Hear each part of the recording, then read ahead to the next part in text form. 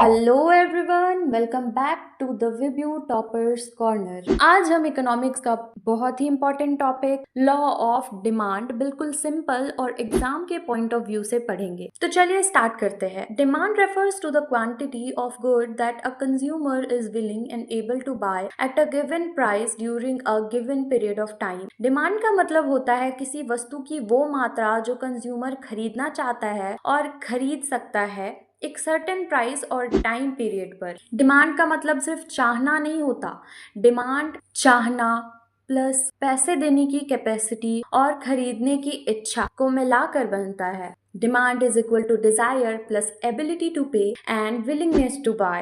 Law of demand. The law of demand states that other things remaining constant, when the price of a good increases, its demand decreases, and when price decreases, its demand increases. Law of demand ये कहता है कि अगर बाकी सब चीजें same रहें तो प्राइस बढ़ने से डिमांड कम होगी और प्राइस घटने से डिमांड बढ़ेगी। There is an inverse relationship between price and demand. Price और डिमांड का रिलेशनशिप उल्टा होता है। एक के बढ़ने पे दूसरा घटने लग जाता है। अब इसको हम एक शेड्यूल या फिर आप कह सकते हो एग्जाम्पल के मदद से समझते हैं। यहाँ पे कुछ प्राइसेस दिए गए हैं डिमांडेड यूनिट्स का, जिसे पता चलता है कि जैसे जैसे प्राइस कम होता जाता है डिमांड बढ़ती जाती है, जिसे हम एक कर्व में प्लॉट कर सकते हैं और उसे हम कहते हैं demand curve. The demand curve slopes downward from left to right, showing the inverse relationship between the price and demand. Demand curve left से राइट डाउनवर्ड जाता है। इसका मतलब प्राइस और डिमांड अपोजिट डायरेक्शन में मूव कर। टिप फॉर द एग्जाम,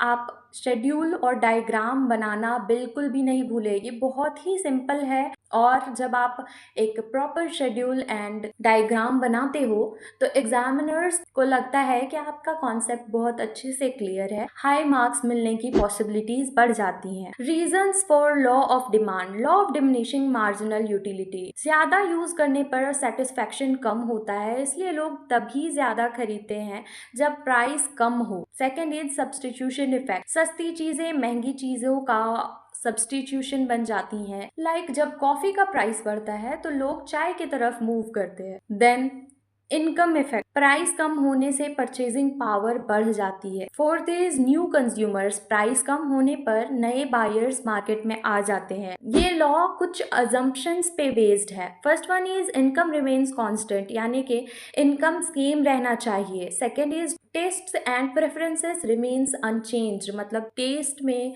कोई change ना हो। Then third is price of related goods remains constant. Related good जो है यानी कि ऑल्टरनेटिव जो है, जैसे कि मैंने आपको बताया चाय और कॉफी, तो उन दोनों के प्राइस में ज्यादा डिफरेंस ना हो। Fourth is no expectation of future price changes, और फ्यूचर में प्राइस चेंज होने का कोई एक्सपेक्टेशन पहले से ही ना हो। Then fifth is population remains constant. अब इस लॉ के कुछ एक्सेप्शंस भी हैं। There are certain situations where the law of demand does not apply.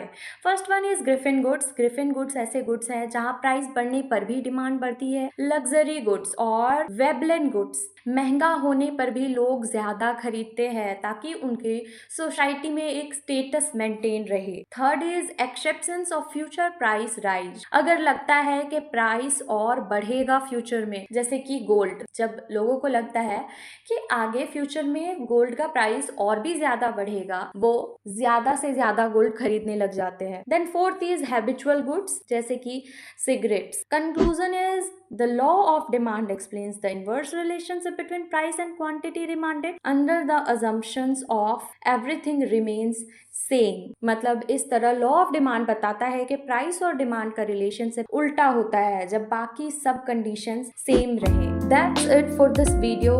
If you found this video helpful, do not forget to like, share and subscribe. ये microeconomics का third video है। अगर आपको ऐसे ही सिंपल लैंग्वेज में microeconomics के different concepts समझने हैं तो डिस्क्रिप्शन में कुछ और वीडियोस के लिंक्स होंगे, do check out. Thank you for watching, bye bye.